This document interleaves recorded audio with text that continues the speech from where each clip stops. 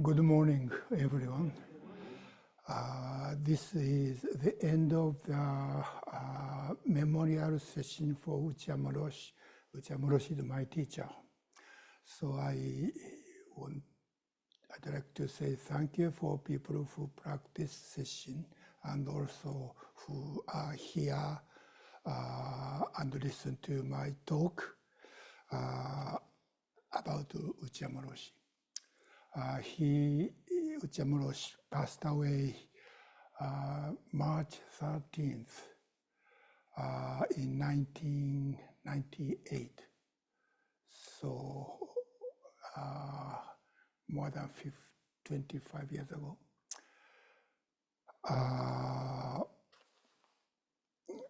I was 50. And at the time, in 1998, I didn't have my temple yet. I lived in Los Angeles, I think. So after that, this temple was built, and I moved from California to Bloomington. So I have been practicing here I did for 20 years. And now I'm retired because of my aging and various kind of pain. And I gave Dharma talk on Sundays several times a year. And also I'm working on writing and translating. I'm still talking on this book. So I'd like to continue to talk on chapter 8, the final chapter of this book, Opening the Hand of Thought. And this chapter, the final chapter, is based on Uchiyama Roshi's final lecture right before his retirement from Antaiji. That was 1975. So it was exactly 50 years ago. And I was 26. I listened to this talk so many years ago. But this teaching is important to me. He talks about 7 points of practice he kept in his mind while he was the abbot of Antaiji. So this lecture was quite long, more than 2 hours long. But he talked about 7 points, so each point is not so in detail. But, because people who were there, I think about 100 people were there, all people knew what he had been talking. So he didn't need to talk so much in details. Today I'm going to talk on, I think, 3rd point of the 7. It starts.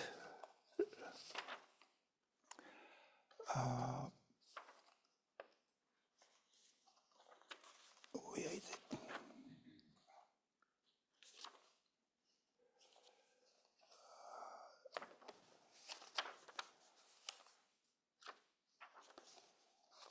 No, I'm sorry, not 3rd, but 4th. 4th point. The title of this part is Live by Vow. Live by vow and root it deeply. Live by vow. Vow means bodhisattva vows. So he put emphasis on to live by vow.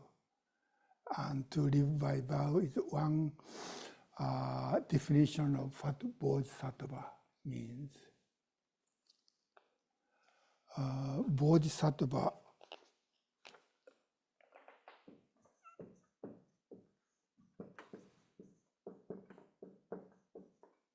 Bodhi is awakening, and Sattva is being. So awakening being is the meaning of Bodhisattva. And awakening being means being who or people who has body chitta. Chitta means mind. Body, mind. So people who aroused body, mind, awakening mind is called Bodhisattva. And this is the name of the practitioners in Mahayana tradition. So all Mahayana practitioners are Bodhisattvas who aroused bodhicitta.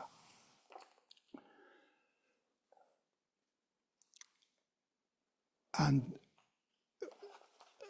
it is said Bodhisattva is the person or people who is living by vow. Living by vow. In Japanese is gan. Sho. Sho is to live, and gan is a part of vow. Seigan. So one definition of Bodhisattva is people who lived by vow or lived led by vow. So this Seigan is important for all Mahayana practitioners. This is who we are, people who live by vow. And this is the opposition of Kosho. Kosho, go means karma, living, being moved by our karma, our personal view and personal desire. But we arouse the body awakening mind and take Bodhisattva vows and try to live following or being led by vow. So Seigan is Japanese word for vow, Bodhisattva vow. Sei means to promise, to make determination. And gan is wish. So we wish and try to do it, vow to do it. That is what Seigan means. And one expression as Bodhisattva is gansho, living by vow, not living by karma. And I practice and taught at Minnesota Zen Meditation Center. The temple name of that Zen center was Ganshoji. That temple was established by Katagiri Dainin Roshi, and he named his temple as Ganshoji, temple for the people who live by vow. So I think this vow is really important, not only Uchiyama Roshi, but all Bodhisattva practitioners. And because the name of the temple was Ganshoji, when I started to teach at Minnesota Zen Meditation Center, I talked about vow. And based on the the verses and the sutras we chant usually, and based on those talks, I gave lectures for 3 years based on the verses and sutras in the sutra book. they used. And this book is based on my talk at the Zen Center. That is living by vow. Literally means gansho. So that was, I think, a suitable topic to the temple there. So if you are interested in what the vow, living by vow means, please read this book. And as I said, Uchiyama Roshi didn't talk much about what is vow, because he didn't have much time when he gave this Dharma talk. So I think this book was made in 2018, and that was the anniversary of 15th anniversary of Sanshinji. And I talked about, the title of this book is Boundless Vows, Boundless Vows and Endless Practice. I wrote the first chapter as an introduction, and some people in Sanshinji Sangha wrote some articles about their idea or understanding of what vow is in the 21st century. So in that introduction, I wrote about early Soto Zen masters' vow and also Uchiyama Roshi's vow. So if you are interested in reading more about Uchiyama Roshi's vow, please try to read this book. Is this book still available? Good. This is published from Dogen Institute, that is a part of Sanshinji. Anyways,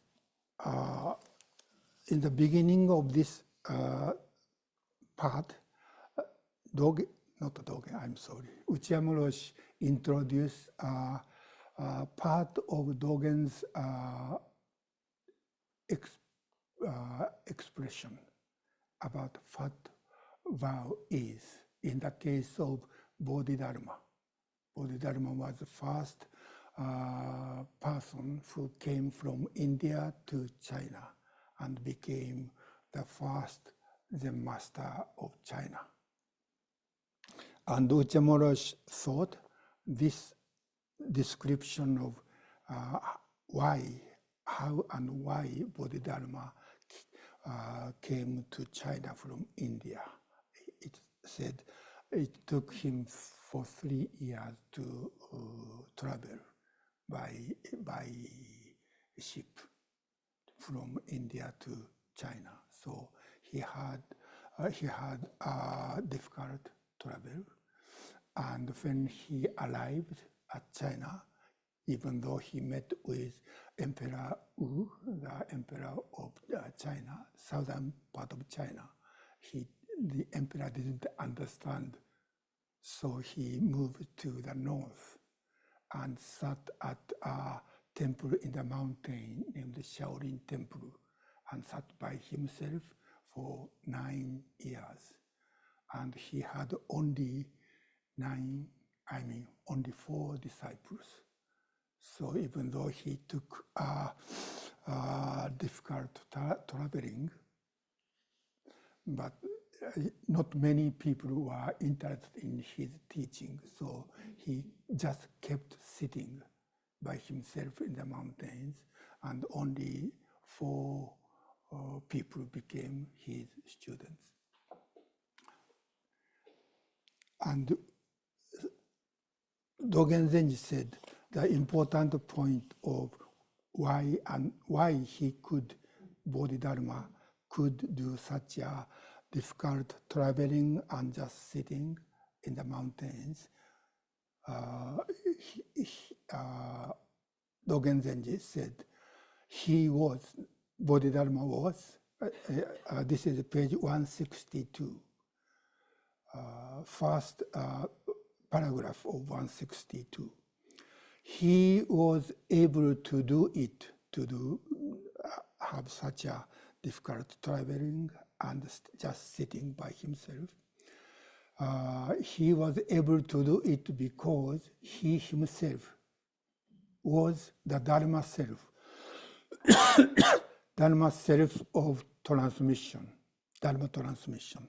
So Dharma transmission is not something he has to do, even though he could avoid. But Dharma transmission was himself. So he himself was the Dharma self of transmission. And for him, the whole universe was the world of transmitting Dharma. So his entire Dharma is a world, entire world is a Dharma, world of Dharma transmission. So for him, Dharma transmission is the only thing he wished to do as a vow. That's why he didn't avoid such difficulty, and he just do it. And he did it because he understood that the whole 10-direction world, the entire world, entire universe, is nothing but self. But self means his self. And that the whole 10-direction world is nothing but the whole 10-direction world. This is Dogen's unique logic. But anyway, because Bodhidharma, for Bodhidharma, his life is life of transmission, and his world is world of transmission. That's why there's no way he could avoid. That was the only thing he wished to do as his vow. That is what Gansho means.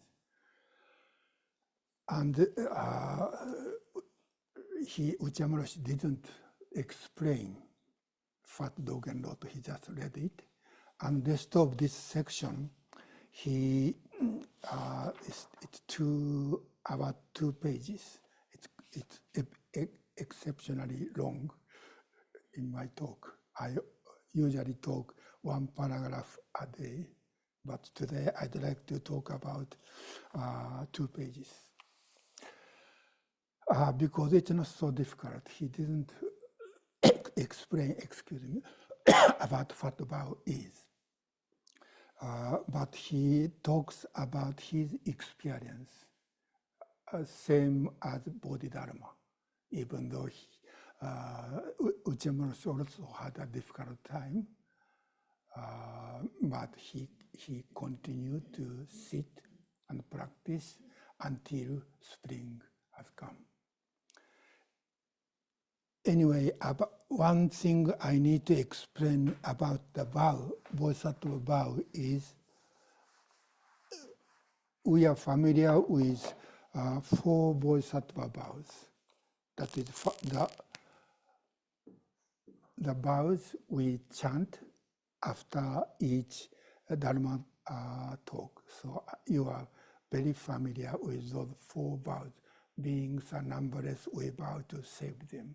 And 3 more vows.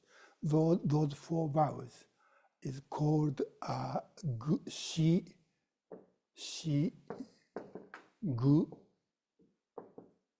Seigan.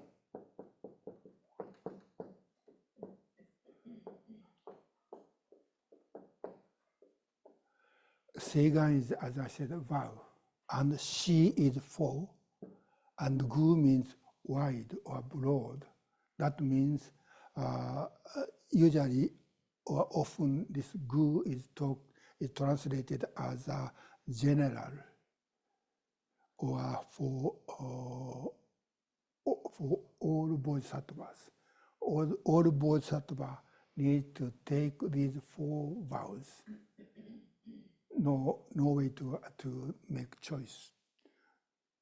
But those 4 vows are, as it is said in this book title, boundless vows. Boundless vows means all Bodhisattva need to take these 4 vows, but there's no time we can say, I have accomplished. I completed all 4 vows. So this vow has no goal. There's no way to say, I finished to practice all 4 vows. So this is endless vow. We cannot say, I have done. There's no end. But another kind of vow is called personal vow or individual vow. That means based on those 4 vows, we have to make a vow. And this vow is something we can do. And it's possible to complete. And this can have various vows. Some is a short-term vow. Sometimes some is a middle term vow, and long-time vow. And Uchiyama Roshi said his lifelong vow was to teach and practice Zazen with younger generation and transmit this practice from Bodhidharma to the next generation. To do so, he continued to practice even after he became the abbot. That was his vow to, in a sense, to educate or produce next generation. And the second was before he studied and practiced Buddhism or Zen, or Soto Zen, or Dogen Zen, he studied Western philosophy. So before he studied Zen or Buddhism, he studied Western philosophy. That means he knew how European people or Western people think.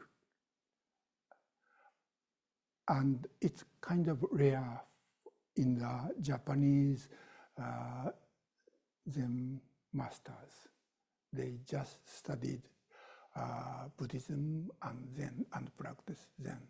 So Uchiyama Roshi studied Western philosophy at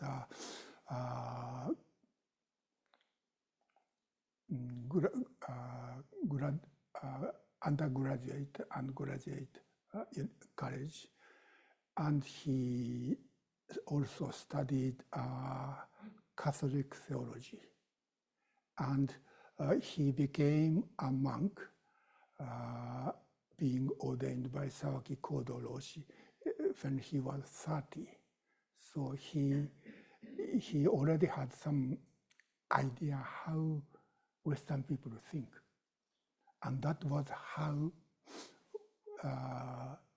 when Uchiyama Roshi started to teach, that is after World War II, we were educated. So we don't really understood the traditional way of thinking and studying Buddhism or Zen.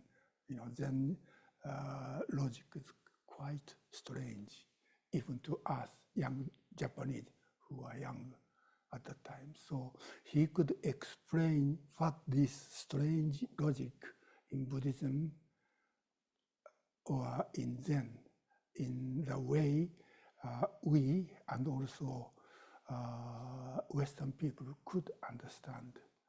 Probably that was one of the reasons not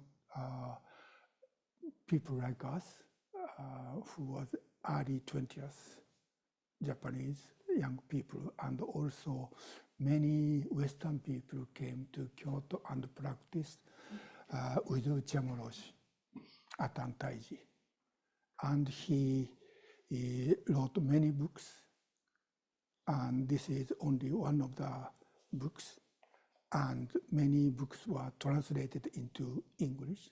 Still, it's understandable. It's not so strange.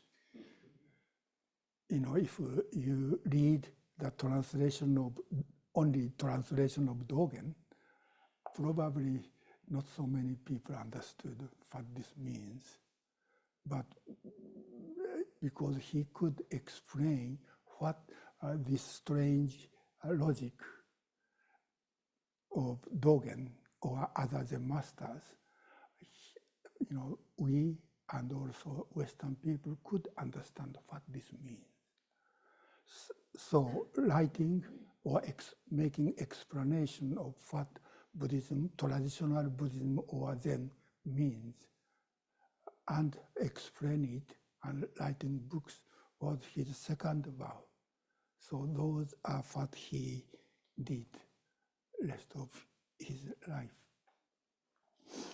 So what he's talking about is, he didn't talk about general vows, but he talks about his personal experience of his vow. And his life was not so easy, as difficult, probably as difficult as Bodhidharma's life to transmit the Dharma from India to China. So let me just read the paragraphs, and if I think I need explanation, I'll talk. So I start to read the middle of page 162, third paragraph of page 162. Creating the next generation has been my vow since I was a middle school student, and becoming a Buddhist monk was one step in actualizing that vow. In somewhere he talks about when he was middle school student, he already took a vow to create the next generation. That means, you know, Japan had a big change in the middle of or second part of 19th century. That is called Meiji Restoration. And Japanese people almost worship Western civilization or Western cultures, because unless we studied and master Western civilization, maybe we lost our country, became the colony of Western countries. So in so-called Meiji era, Japanese people studied Western civilization very strongly, and that to do so, they forget about, you know, Japanese traditional culture, the importance of Japanese tradition. But after the Meiji era, that was when Uchiyama Roshi was born. So he lived next era called Taisho era. During the Taisho era, Japanese people already had studied, learned, and how can I say, established Western civilization pretty much. But some Japanese people think Japanese tradition was also important, especially you know, Western civilization is put emphasis on progress, study and work hard to make progress to reach certain goals. That is how, you know, Japanese Western civilization developed so much. Japanese people in Dogen Zenji's time, I mean, Uchiyama Roshi's time, think, Japanese tradition, that the main point of Japanese tradition was peace of mind. Not so much about progress, become better and faster or stronger or richer, but be peaceful is important. So when he was a young student, he thought we need to, how can I say, find some new way of life which can not negate neither progress nor peace of mind. How peace of mind and progress can be together. That was what he was trying to find. What is the way we could find both peace of mind and also making progress can be possible. That was the direction he was studying. That to do so, he first studied Western philosophy, and later he became a Zen monk. That is what he meant when he said, becoming a Buddhist monk was one step in actualizing that vow. So he had already studied Western philosophy. Now he started to study Zen teaching. After I became a monk, the flame of my life blazed even brighter. This phrase, flame of my life, referred to the flame of vow, his vow. Life blazed even brighter, despite the monastery buildings being terribly dilapidated, and my life being very meager. The day he was ordained by Sakiroshi was December 8th, 1941. December 8th in Japan was December 7th, and that was a Pearl Harbor Day. So that was the day the war happened. So first 3 years he could practice with Sakiroshi in a mountain, in a deep mountain. But after 4th year, American army attacked many cities in Japan. So people in the city, children in the city need to evacuate it, and they moved to that temple. So they had to leave because Sakiroshi didn't have a temple. He just borrowed that temple and allowed his students to stay at the temple, and they had 2 sessions a day. 2 sessions a month. One 5-day session was with Sakiroshi. Sakiroshi came to the temple named Daichuji once a month for 5 days. So they had a session with Sakiroshi. And during this session, Sakiroshi gave lectures, and they had chanting or services and many other so-called usual session activities.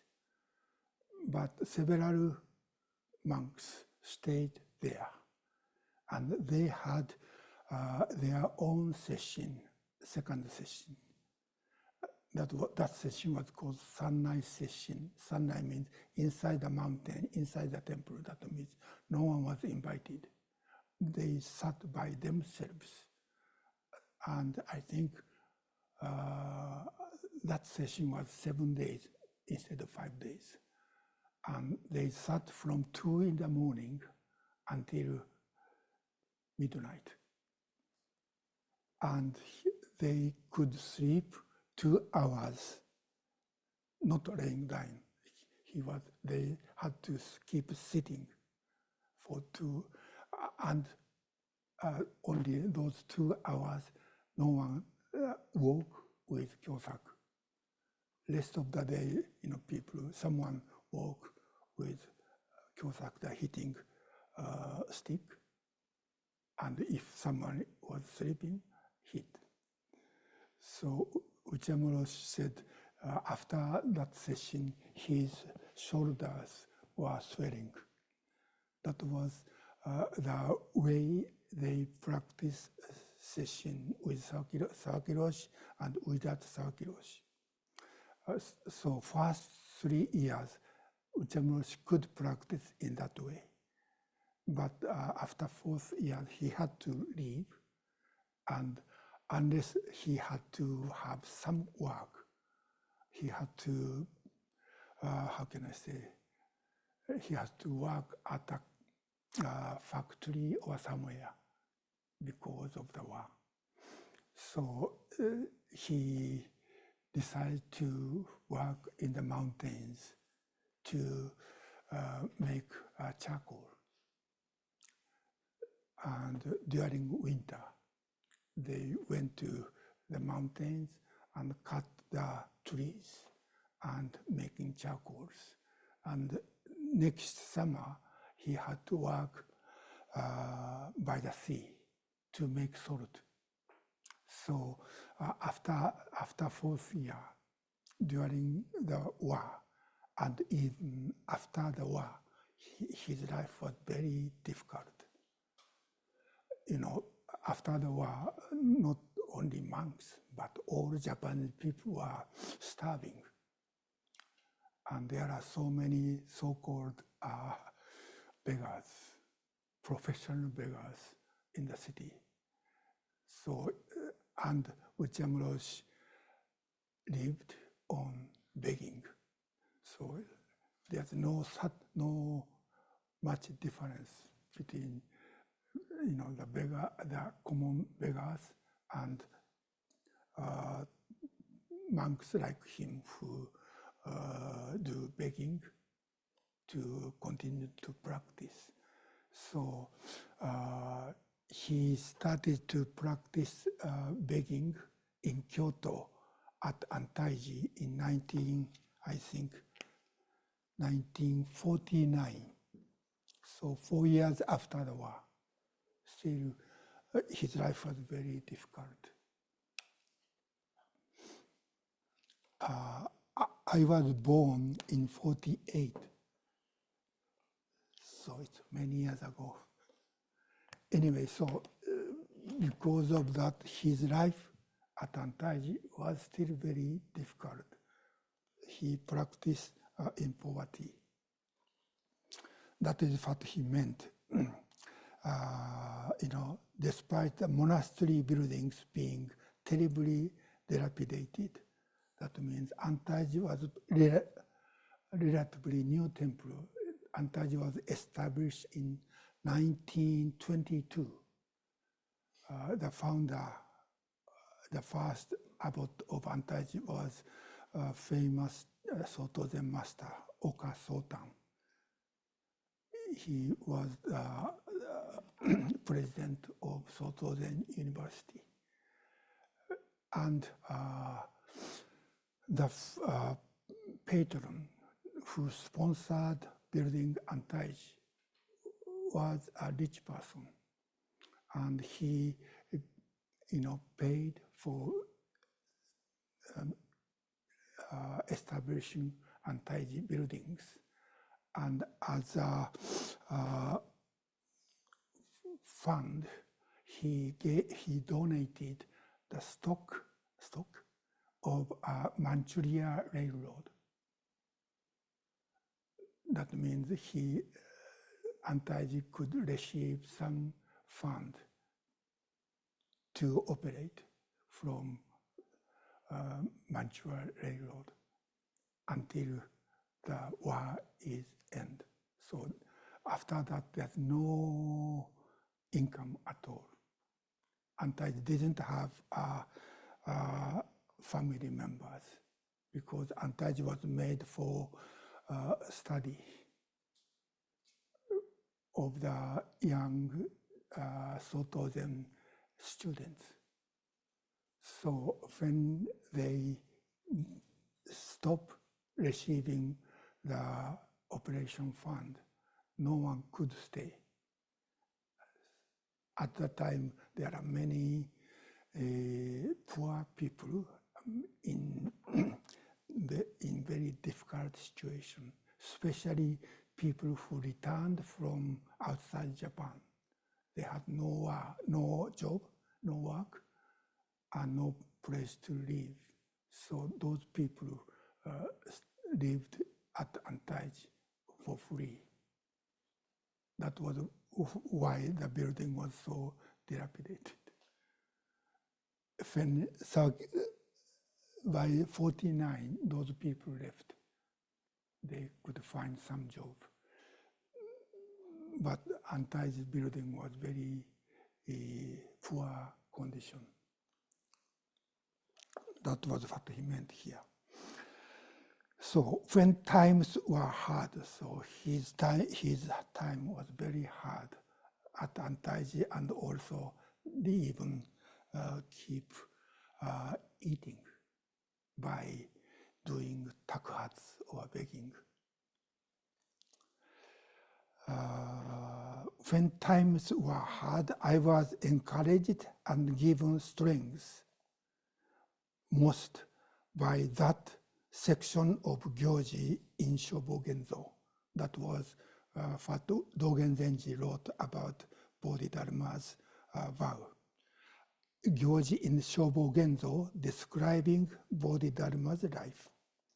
So this description of Bodhidharma in Shobogenzo Gyoji was very important for Uchiyama Roshi to have encouragement about his practice in a very difficult lifetime. In those days, my life was so wretched, W-R-E-T-C-H, wretched. I felt as if I were being trampled over and over again. The way we stamp on weeds. So he felt like he was a weed and people are step on him. And I was never able to put forth even the tiniest bud. He couldn't bloom. When things were tough, I chose to stick with my vow and bury, and bury, B-U-R-Y, bury it deeply, his vow. So for him, his vow is like a seed. Bury in deeply in the earth to take root there. So he couldn't grow above the earth. He tried to root his vow in the earth, underneath the earth. If I hadn't, that vow would have died, because I was always being trampled, but because the flame of that vow, flame of Bodhisattva vow, burned within me. So even though he was difficult, he had a difficult time, and yet he continued to practice, probably by himself, or probably one or a few other people. Burned within me, the more I was beaten down, the deeper I rooted my vow to create the next generation. So this is what root the vow deeply means. When he couldn't practice or teach, there's no possibility that he could teach younger generation. So he had no way to do his practice based on his vow. And he interpreted what Dogen wrote about Bodhidharma. Next two paragraphs. I think it was same for Bodhidharma. He made a huge effort to make the risky journey all the way from India to China, where he met Emperor Wu of Liang. The emperor couldn't understand the Indian monk, so Bodhidharma went to Mount Shaolin. In short, he was scorned. Scorned. It's a kind of a strange expression, but that means that was the only thing Bodhidharma could do. That means he just sitting by himself. Scorned. Where is scorned?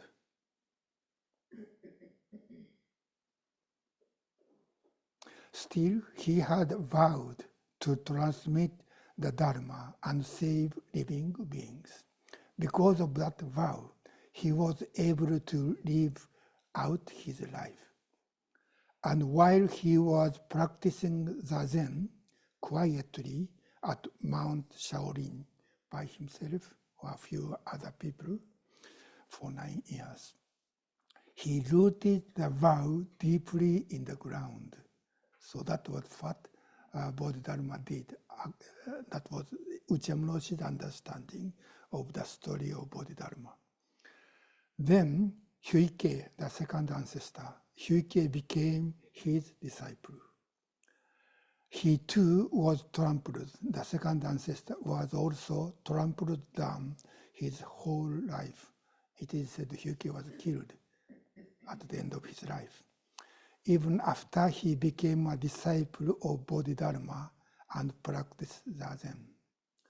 Through the time of the third, fourth, and fifth patriarchs, they all had a hard time, but they rooted themselves in their vows.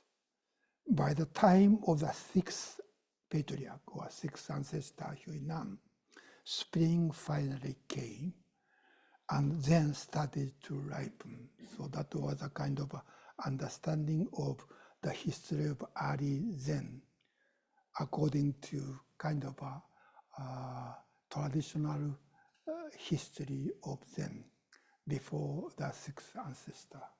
Today's scholars think this is not true, and I don't care much about that. But this is one of the kind of idea how Zen was continued. Sixth generation means about 200 years, from 6th century to the 8th century. Zen was quiet, and they mainly lived in the mountains. They didn't have a big monasteries. That was at least Uchiyama Roshi's understanding or image of early Zen. Let me read one more pages. In my life, spring gradually arrived, so same as the early Zen Buddhism, spring gradually arrived to Uchiyama Roshi. Quite a few people have gathered to follow in my footsteps, either as lay practitioners or ordained disciples.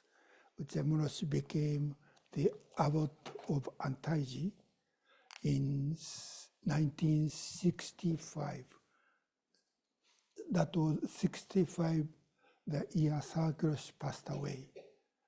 He died in December, so probably Uchiyama Roshi became the abbot that early next year. Until then, Uchiyama Roshi was very unknown, just a monk. But after Shohaku Okumura passed away, Uchiyama Roshi started to write books. And his book became popular. Not so much, but many, at that time, many Japanese people are interested in Zen Buddhism after the war. I first visited Antaiji in '69. So 4 years after he became abbot.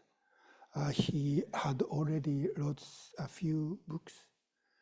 And the reason why I wanted to go to Antaiji to practice was when I was a high school student, I wrote his first book named Jiko, or the Self. And after that, I went to Komazawa University to study Buddhism and Dogen's teachings. And 1969, I first went to Antaiji to sit 5-day session. At that time, I think at Antaiji only 4 monks were there. I think, and they are all young. That was Uchiyama Roshi's first disciples. And next year, in 1970, I was ordained. I went there in, I think, January of '69, and I was ordained December of '70. So this is about 2 years.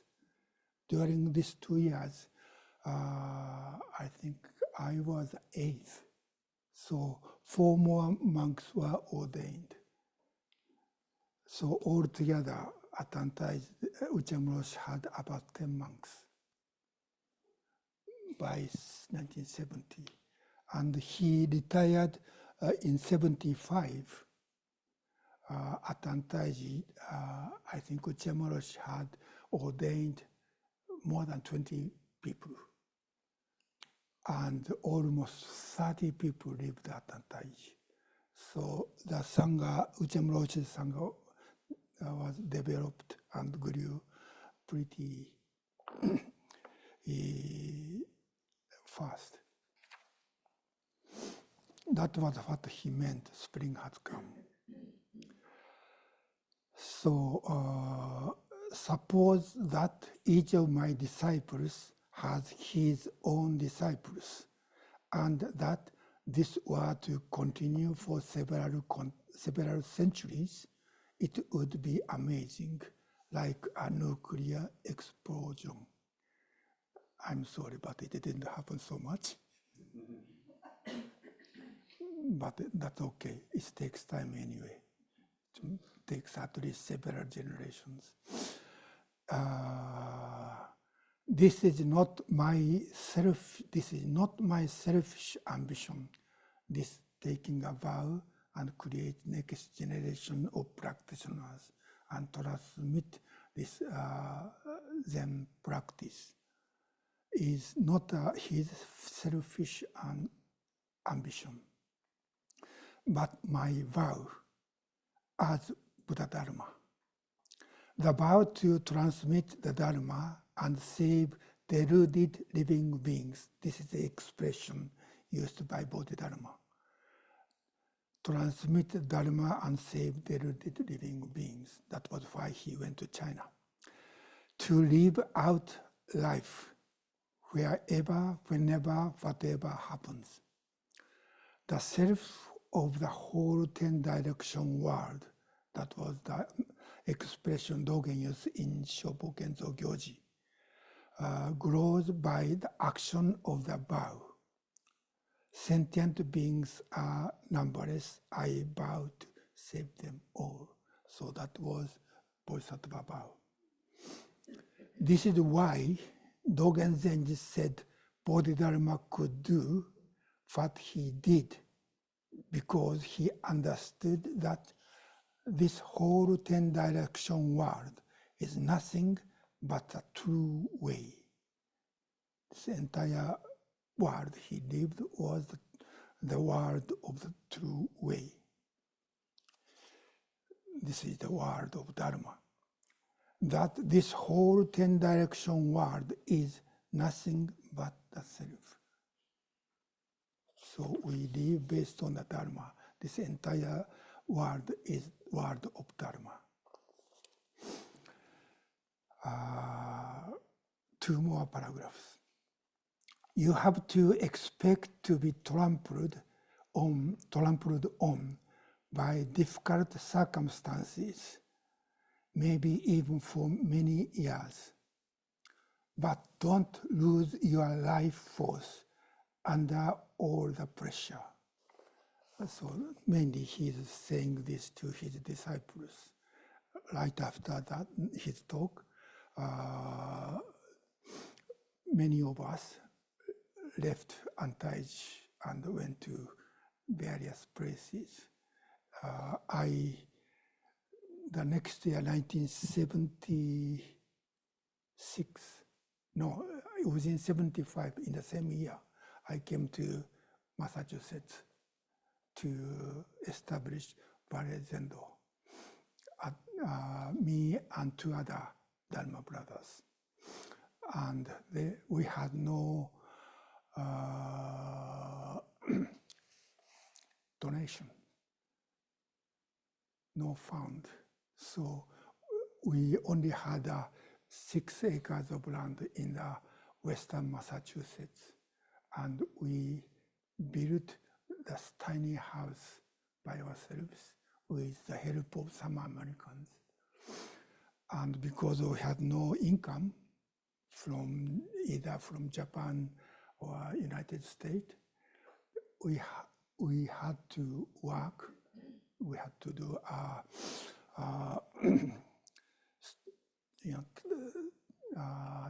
seasonal job, such as picking blueberries or harvesting potato at the farmland, and this kind of work.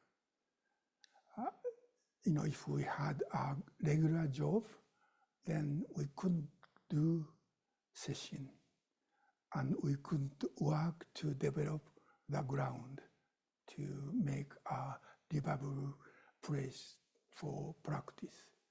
So we only had a very tiny part-time job to continue to work and practice.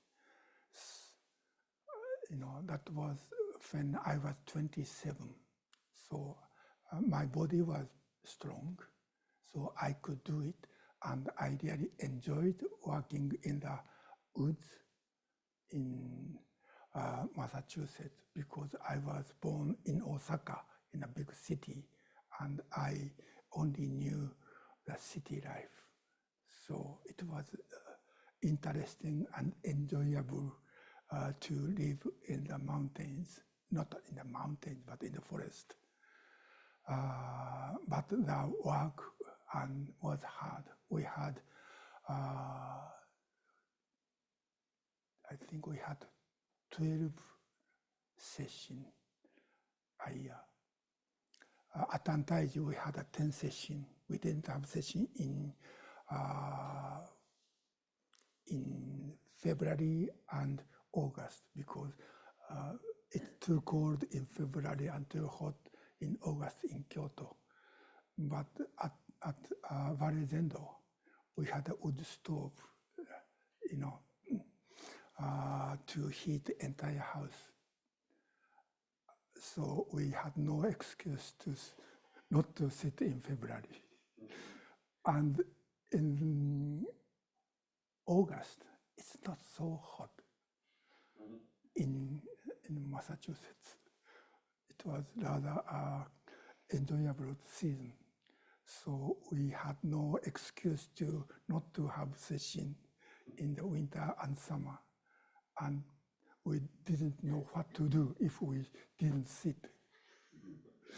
So we had a 12 session a year so I could enjoy that kind of life and practice, but it was hard, And after 5 years, my body was half broken because when I became 30. In my 20s and 30s, it's very different. So I had to return to Kyoto. Anyway, so that was the situation. Fat Uchiyama Roshi is talking. Don't lose your life force under all the pressure. Even though it was hard, we need to keep the vow, the life of vow, even in a hard time. Only when you live by vow does everything you meet, wherever, whenever, whatever happens, reinforce, strengthen your life as Bodhidharma.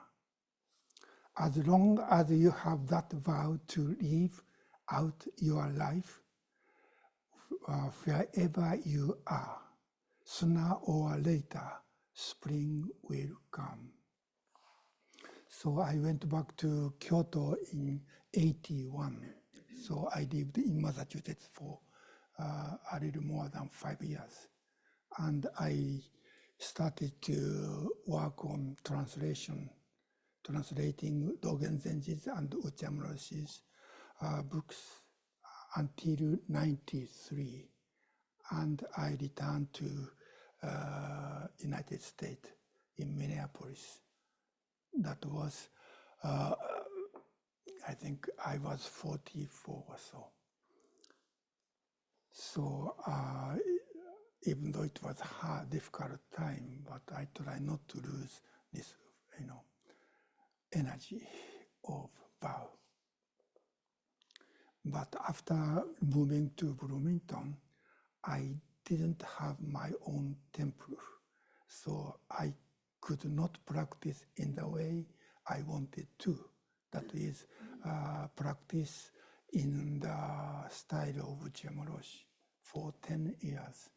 First 3 years, first 4 years, I taught and practiced at Minnesota Zen Meditation Center. And after that, I moved to Los Angeles, California, to work for the Soto Zen International Center. As the director of that center, I had to travel all around the United States to visit most of the Soto Zen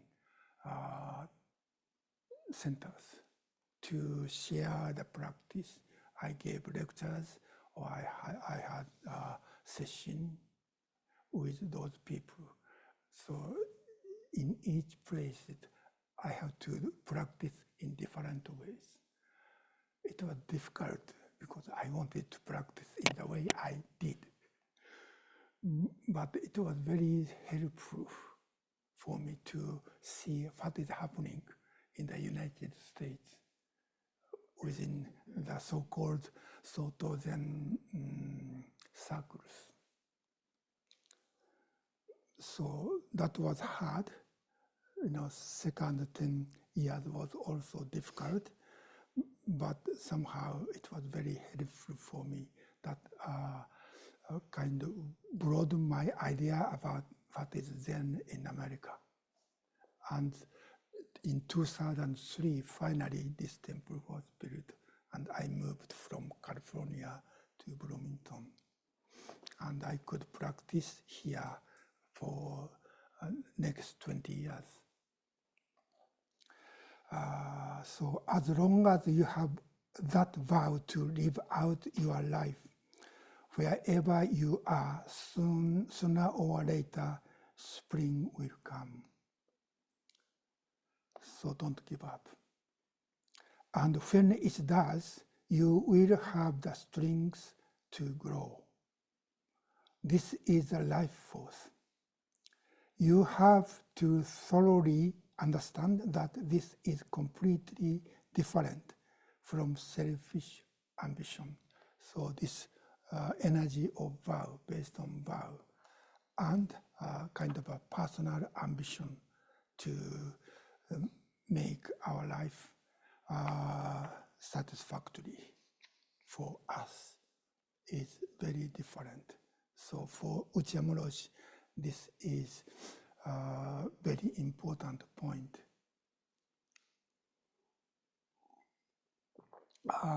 Let me read last paragraph.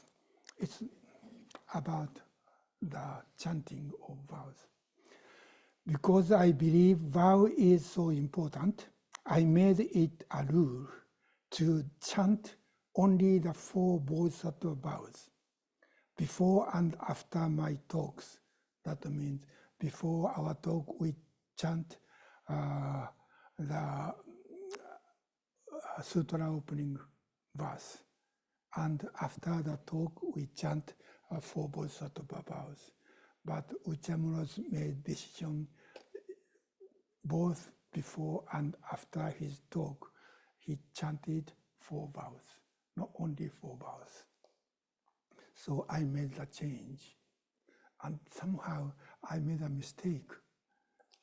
You know, it's common to chant even the sutra opening verse 3 times before I give a talk. But somehow the first time I gave a talk at this Zendo, somehow I don't know whose mistake, but only one we chant once, and I didn't think that was wrong. So even today we chant the sutra opening verse only 1 time, but you can change if you want. This is a mistake, and I like mistakes. There's no need to argue difficult philosophical matters. Just hold these 4 vows. They are essential. So this is one of the most important teachings by Uchiyama Roshi. And so right after his talk, I left Antaiji and first went to Zuyoji to practice at the official monastery to receive a kind of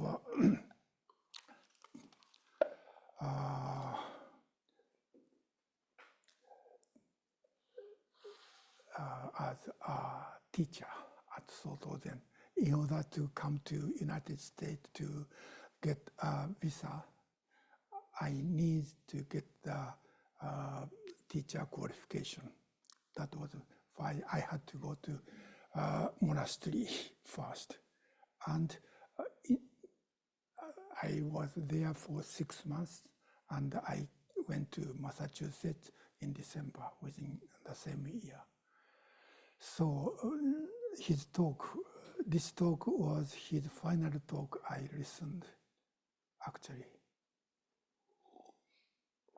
So these are very important teaching to me. Well, I'm sorry, it's already 11:25. Do you have any question or comments?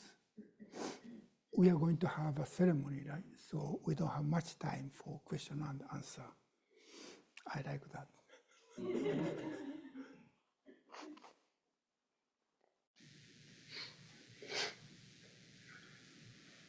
Please. I have a question about rooting the vow. As an aspiration, resonates deeply. When the world wants to seduce the petty part of us out, how do we continue to root the vow? How?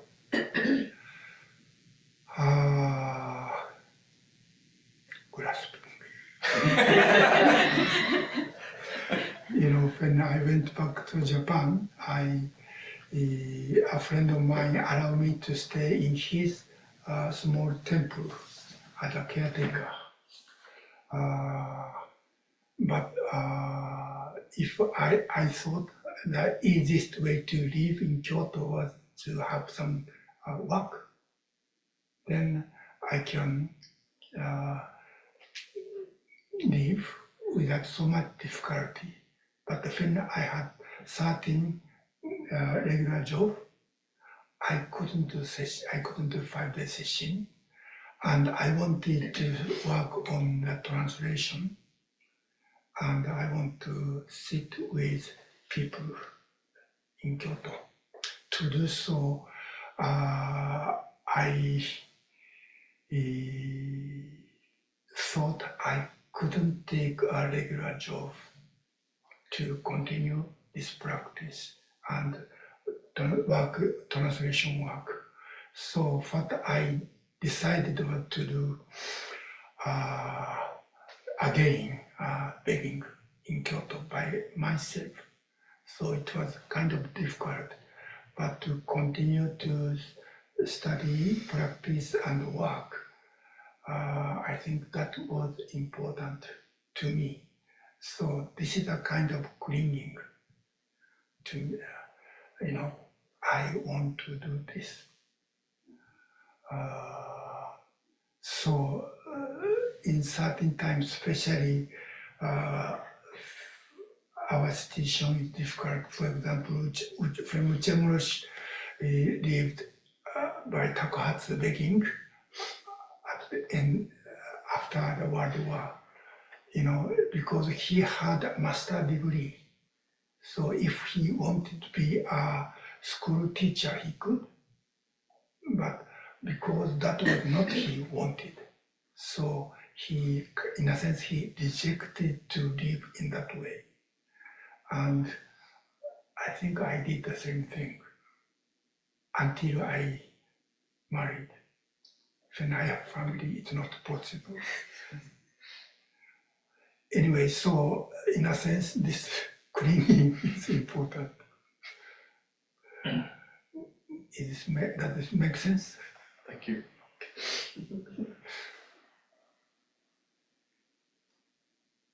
Is there a burning question from anybody online?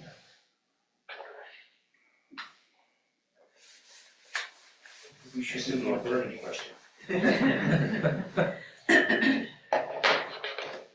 Should we move on to the ceremony? Okay. All right. Thank you very much for listening.